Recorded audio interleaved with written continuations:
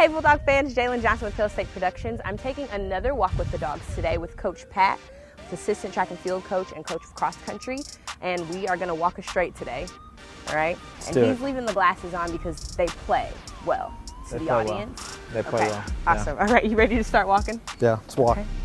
All right, why did you go into coaching? I think the biggest thing is, like, at the end of the day, I really enjoyed track and field, so I think I got into it because I wanted to stay close to the community that kind of raised me. But I think as I've gotten to do more coaching, I've found that I really just enjoy helping people, reach their goals. Is there a different philosophy going into coaching cross country versus coaching track and field? I think it's just a different mindset, and not necessarily a philosophy, because in cross country is a war of attrition. Really it comes down to not necessarily who's the most fit, but who's tougher. I've seen a lot of great athletes on the track not be able to get it done in cross country. I was a sub 4-minute miler, but never could crack the top 100 at the NCAA cross country championships. So, it really takes a real mental toughness, and it's a team effort.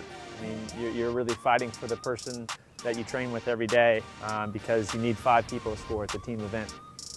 And you have a couple of stops before you landed here at Mississippi State, and I know in your first stop at Stanford, you made an immediate impact on that program, and you've carried that over to Mississippi State. And what do you think was the key to that? I think you just, it's kind of a perfect storm.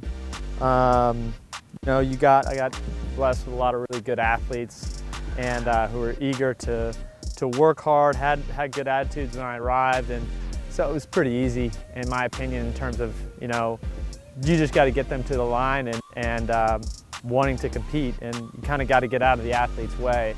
Keeping it athlete-centered, it's not about you, it's about them. And I think that if you just really talk about, taking your time, planning meets more meticulously, working with athletes for a long-term approach, so you don't get ahead of yourself. What do you think you've learned the most from your first coaching job to now?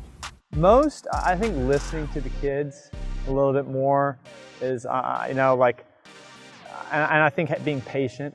This is the first time they're doing this, and like I said, it's that impatience that I have because I want to be good, but letting them grow. Like, there's no better coaching experience, so they need to learn in a heuristic way in order to be better. And sometimes, as a coach, we want to put our hands and control things. And sometimes for the athlete's real development to take place, they require your absence.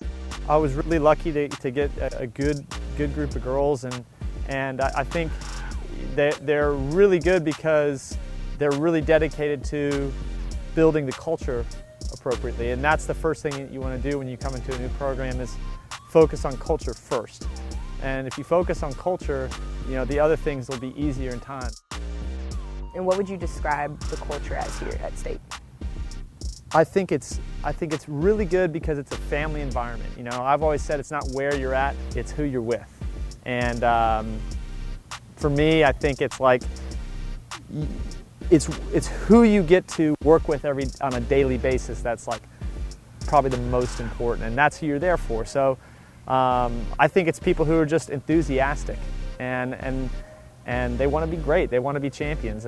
But as a coach, they may not see that in themselves right away. So our job as coaches is, I think, to paint that vision for them. Thank you, Coach Pat, taking a walk with the dogs with me today. No problem, Jalyn. Hail State. Hail State.